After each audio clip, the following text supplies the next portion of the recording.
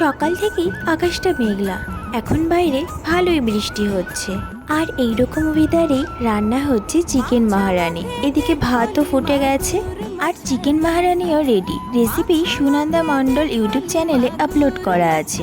কি দেখেই লোভ লাগছে তো? লাগারই কথা। দেখতেও যেমন সুন্দর হয়েছিল, খেতেও ঠিক ততটাই টেস্টি হয়েছিল। এটা কিন্তু সম্পূর্ণ জল ছাড়া মাংস, একটুও জল ব্যবহার করা হয়নি। ব্যাপারটা হলো মাংসটা দুধ দিয়ে করা। আহা, সে যে কি স্বাদ ছিল, তোমরা একবার ট্রাই না করলে জানতেই পারবে না। তোমরা এটা আলু ছাড়াও করতে পারো, যেহেতু আমরা আলু খেতে ভালোবাসি মাংসের সাথে, তাই আলু দেওয়া হয়েছিল।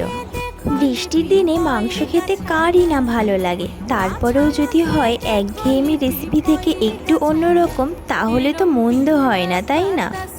ভিডিওটা ভালো লাগলে লাইক, কমেন্ট আর চ্যানেল সাবস্ক্রাইব করে যেও।